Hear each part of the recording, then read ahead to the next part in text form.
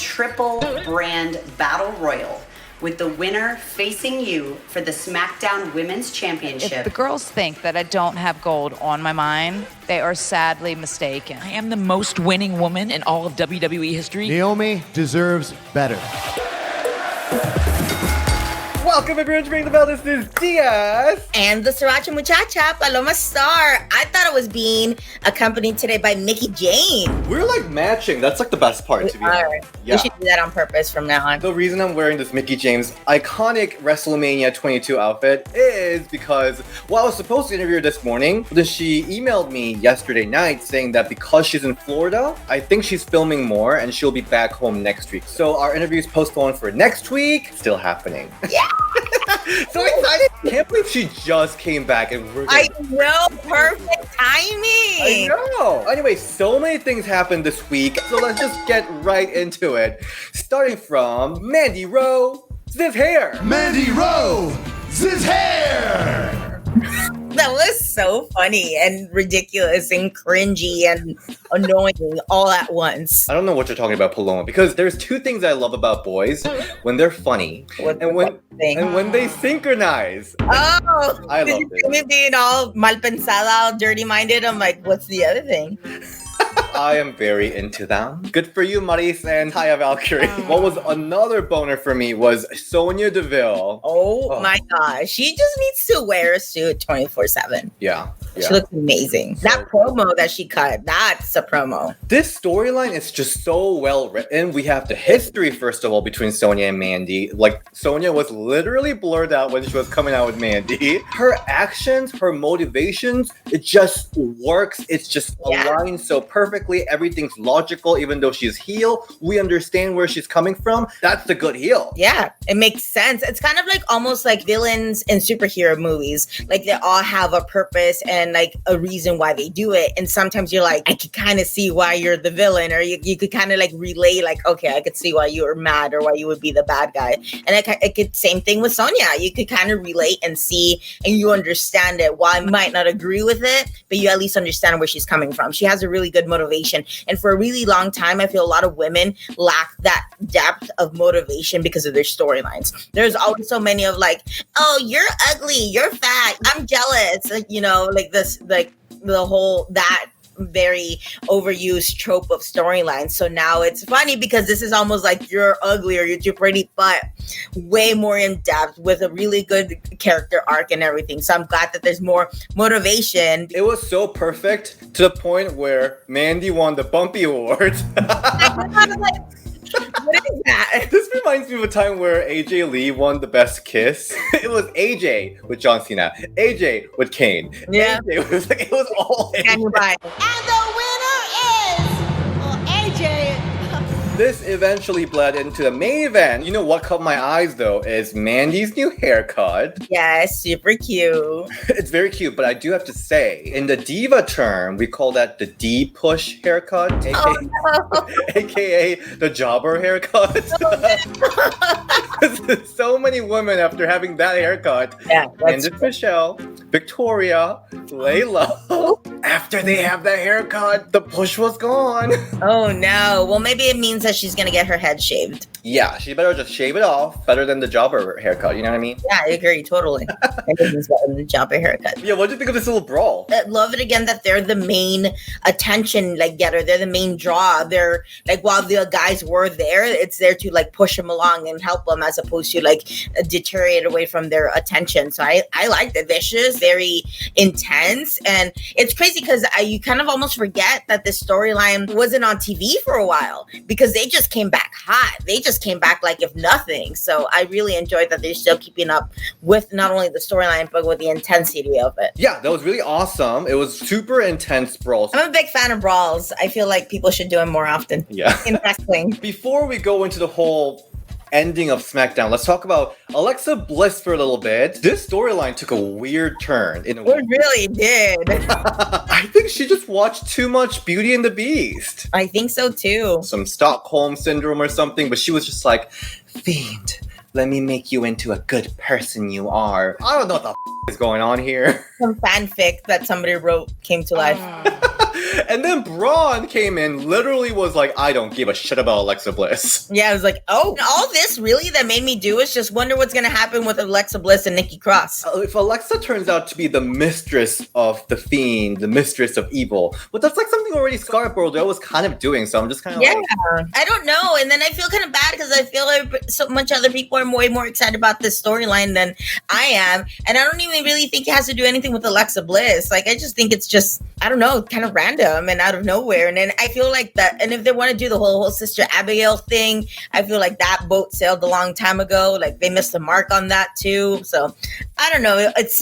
I feel like they don't know where it's going, so I feel like maybe every week it changes because they don't know where it's going either. If this blossomed into a beautiful romance, I might be into it. I don't know. Let's go to Sasha and Bayley. Love Sasha's little like Harley Quinn makeup. I almost was going to recreate it today, but I really want to get the face jewels that she had, so my mom's going to send me some from Texas. Oh my god, I'm looking forward to it. It was an interesting segment where Sasha and Bayley stood in front of green screen and they were talking to the Skype Stephanie.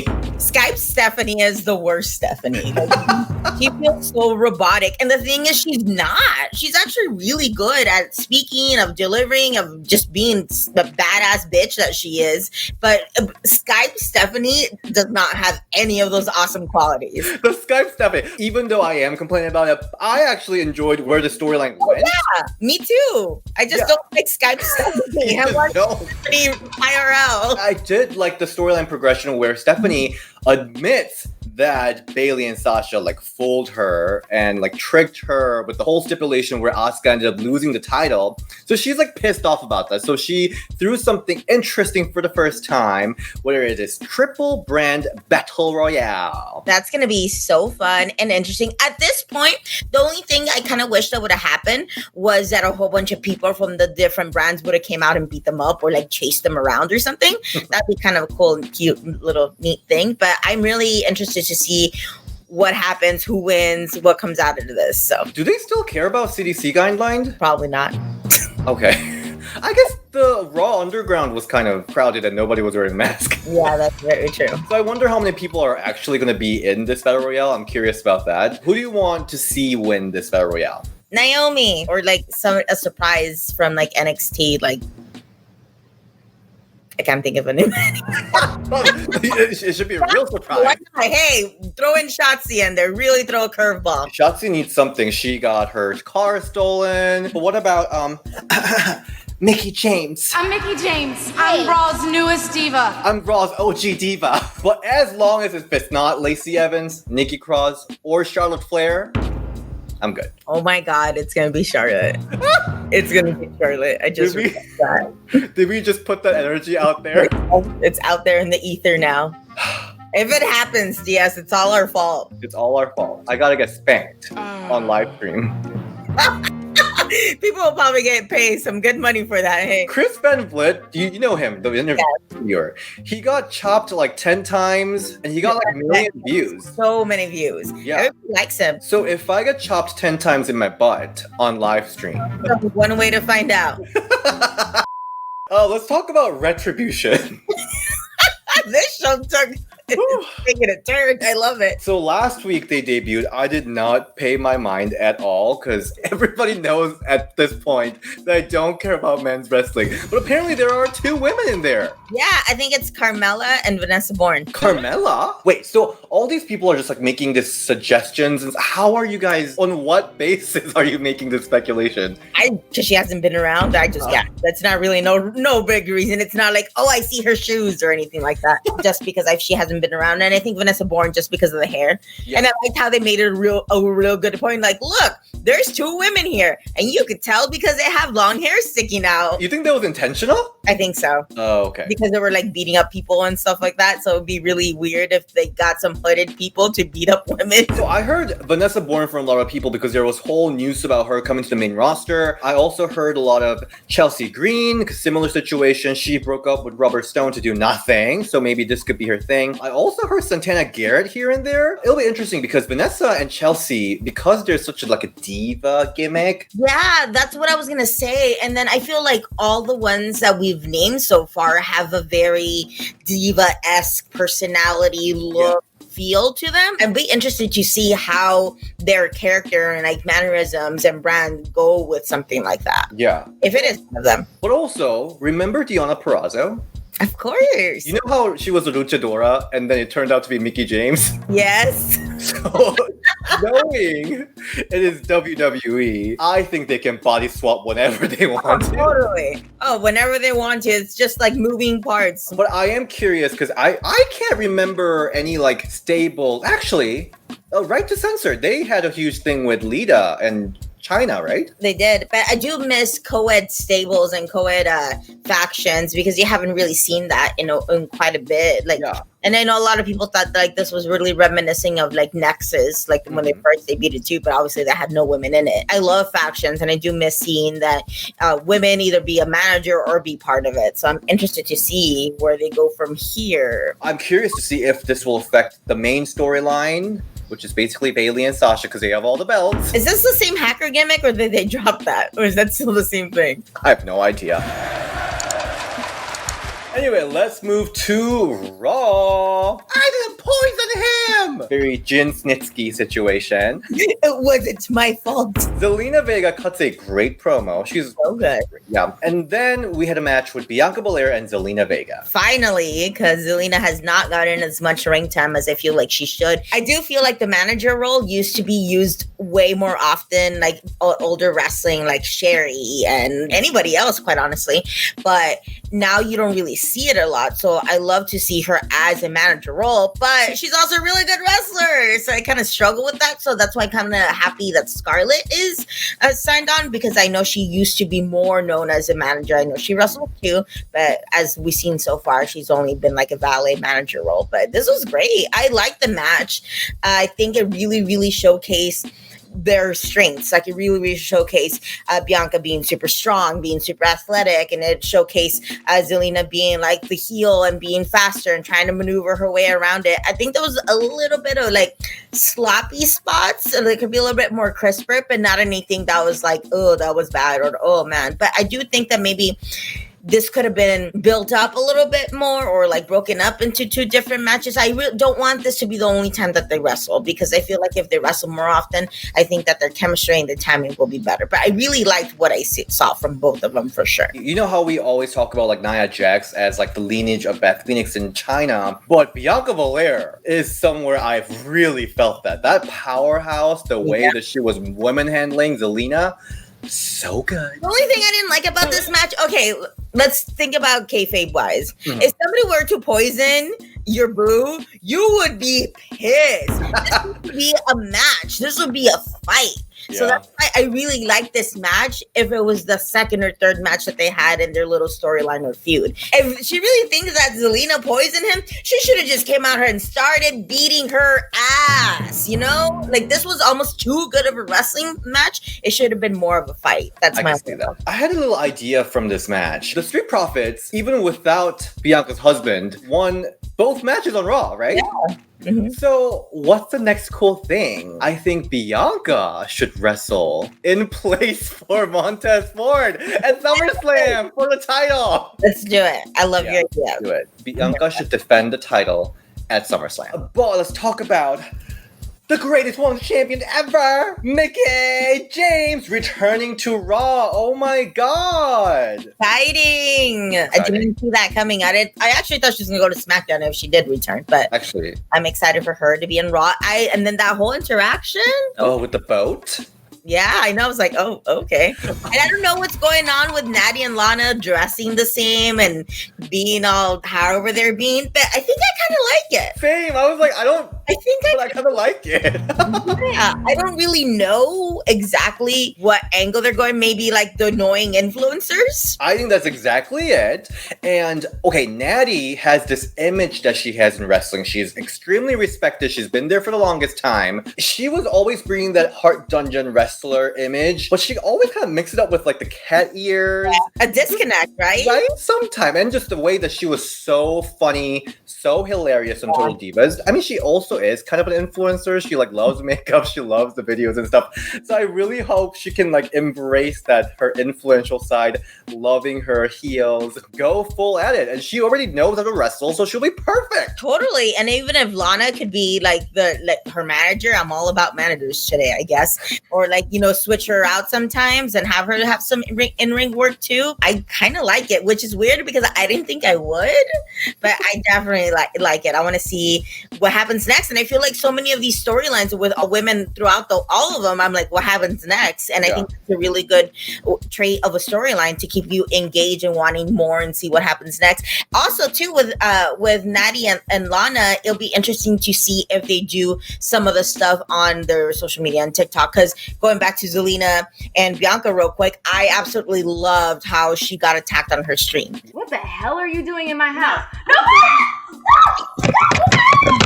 Yeah. That was new, that was, original, it was fresh, it's modern. Mm-hmm. So I kind of want to see kind of that angle too, if they're doing that way. In wrestling, they always tell you like if to come up with characters or gimmicks, you always try to think of something that you hate if you're going to be a heel. Like what's something you don't like, so that's who you are, that's who you portray. Or obviously a lot of people don't like those influencers or like the people with that just do TikTok videos and that hype house or whatever. So it'll be interesting to see if that's where they get inspiration from. I think this could be a new wave of Natalya being really prominent in WWE again. And also Mickie James, the way she was introduced here, she was introduced as a 6-time women's champion. They had a whole teaser video up online. They were talking about how she has a big announcement to make too. I got the vibe that WWE was treating her like a legend that she is this time, because for a little bit she was just like Alexa's valet, right? I'm excited to see what they will do this time around. I really hope she gets one more title run. She definitely deserves it. Yes, absolutely, absolutely. Let's talk about Peyton Royce versus Liv Morgan. What did you think? Okay, so I think WWE has this storyline being, we could only give them 2 minutes of the whole show. I kind of get and like where they're going with, but give them time. Like, I can't be invested or like or know what's going on if you legit give them 5 minutes, curtain to curtain, for the whole thing that they're supposed to do. Come on. None of their matches are long enough to actually like get into a good pace and get invested. Like, I'm so happy that more women are being used and they're being used, but almost to like, if you're only going to give them like 2 minutes, then almost what's the point? Yeah. The interference spot, it didn't really even make sense for me. No. And I think we're here again. We're like, oh, we thought Riott Squad's back. Oh, but they're like not sure. So we're like in this limbo. Yeah. I think if they would just give them more time to actually execute whatever they're trying to do in the match or in a promo or anything like that, it would probably work better. Speaking about Peyton's finisher, the new name is Deja Vu. But did it seem less like a brainbuster, but more like I noticed that too. I was like, did it change on purpose? What if it was just Ruby selling it really cool? Probably. But yeah, not enough storyline progression, whatever. With Natalya and Lana, the Iconics, the Riott Squad, they all need stuff to do. Yes. And they're all in a limbo. What is the answer to this? The Women's Tag Team Championship, which is not doing anything other than being just a prop. So I hope that gets solved real quick. I totally agree, because nobody can get over in 5 minutes. Like, Liv can show how much she's improved within 5 minutes. So I totally agree with that. Perfect example. Like you said, all those women need something to do, and what better way to give them more time and more motivation than the tag titles? Okay, but speaking of, let's move to the Bayley and Asuka match. Match of the night. By far, match of the night. I wasn't too excited about going into this match because we all knew that Asuka will go to SummerSlam. This match was really cool with the whole submission moves. Oh my god, it was submission clinic. It's like I was taking a Mercedes Martinez seminar all over again. It was taking a seminar and all these submissions. Mm-hmm. It was so good. It was super creative. And I feel like Bayley has been really, really honing a lot of submissions skills throughout this whole crazy, weird wrestling world that we're living in right now. Because it wasn't the first time that she just busted out submissions. She's actually implementing them a lot more. But I love this match. Like, going back and forth to it, the callbacks, the finish to it. It was so good. It was like watching like William Regal wrestle Nigel McGuinness. Sorry, super random thing that you probably don't know what I'm talking about, but they're two very good submission wrestlers. And just the pace they were wrestling at, so quick. The other thing that I really liked about this is that Bayley's motivation coming in. She's like here because Sasha made her wrestle, so she doesn't have to win it. You know what I mean? When she got into Asuka lock, she tapped real quick because she's like, I don't give a like, it's not my problem. Look at you. That's a good eye for you picking it up that she tapped right away. Also, from the commentaries and what Bayley was yelling in Asuka, I think that just kind of like refocused the storyline because remember last week, we're all confused. We're like, wait, Kyrie's all fine? Commentaries were talking about how Bayley's attack backstage led to Kyrie's career ending. So they like talked about it. They discussed why Asuka's so angry. So they should have done that last week. Definitely should have. So they're just fixing it the week after. I think Bayley is in a really interesting situation because she lost to Kyrie. She lost to Asuka here. So I'm really intrigued to see what this SummerSlam match will do for her. We don't even know who it is. Back at it again, wanting to see more and seeing what happens next. So lastly, the Raw Underground got rid of all the strippers, but we got good. And also got rid of Shane McMahon talking so much. It was so annoying. Oh my gosh. But we got Shayna Baszler. This is like what I feel she would thrive in, like this type of environment, and she's like in her element. And she looked cool. Yeah, she looked awesome. She looked like a legit badass. I really thought she was about to take down this big dude down. Yeah. But I loved how they're like, there's no rules. There's no rules. Some dude was grabbing some guy's junk even. But then, wait, there's rules now. Yeah. No, you can't fight him. What? All of a sudden there's a rule. But I love that. I kind of wish it was more of that. Like, I think one of her like strikes didn't land as well. Because it has that nice, like, gritty feel. But refilm that. Make it look a little bit more like a shoot. But I feel like this is where Shayna could shine and really show what she can do with her MMA background. So do we know what this is for? Like, is it building up to a bigger angle? I have no idea. I think by a month from now, they're going to completely drop this. And it's just going to be like, remember that one time? Is there, like, a tournament? No idea. There's like really no motivation for it. There was really no explanation for it. It's not even like, oh, if you prove yourself in the underground, you move on to do something. No, it's like, this is happening for no reason whatsoever, but it's happening. Because I wasn't very clear on that. But at least for Shayna, for a cage fighter she was, and this was basically a jobber match, but like it worked so much better for her gimmick, for her character. Remember those gums back in like the 90s or early 2000s where it was like zebra striped, where like you would eat it and like 5 seconds later they would lose flavor, and the little packaging was a temporary tattoo? That girl in the stripes, the colorful shirt, kept on reminding me of the zebra stripe gum or the fun gum. Super random, but I just kept on thinking, I'm like, she's really distracting me with her cute, colorful shirt. This person reminded you of a gum. Yes. I think it was called Fun Stripe. Well, I'm glad that Shayna has something to do this week. At least she looked great. She looked cool in it. I hope next week we can see maybe Nia Jax. Even though she's banned from WWE, she might not be banned from the underground. So There's she no might go rules. there. There's no rule. So Until I hope there is. she can beat up whatever his name, whatever, Petbuck. Yeah. Oh, yeah, Pat Buck. Ooh, that's a good one. That's where they should have a match, is in Raw Underground, Pat Buck versus Nia Jax. Yeah. But that is this week's Raw and SmackDown. Hope you enjoyed. We're on our road to SummerSlam. Have you noticed how many moving parts there are right now for women's stuff? So you have Mandy Rose and Sonya. You have Nikki Cross and I guess Alexa Bliss being with the Fiend. You have so many. I can't even name them all. Like, there's really I feel like so many more storylines, even some that are not necessarily getting as much attention or time, a.k.a. Iconics and the Riott Squad. But there's a lot of things going on. So I love that, especially going into SummerSlam, like a bigger pay-per-view. And I'm sure it's going to be like a weird one again, like WrestleMania. Yeah. So it's really cool to see so many moving parts with so many women. Because remember back in the day, it was legit one women's storyline and that's it. Thank you so much for tuning in for this week's Ring the Bell review. I'm super excited to interview Mickie James soon. Also, Rosa Mendes interview coming up soon too. So, Ring the Bell will have tons of interesting content coming up. But Paloma, where can we find you?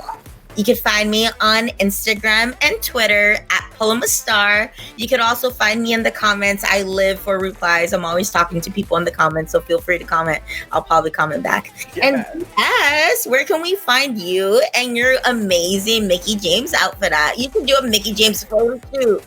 We should do that. Well, so I'm a budget queen, so I only bought the top half of it. But you can find all this outfit on Amazon, which I will return. And you can find me at DShin and RingDevilleDS on Twitter. Alright, bye!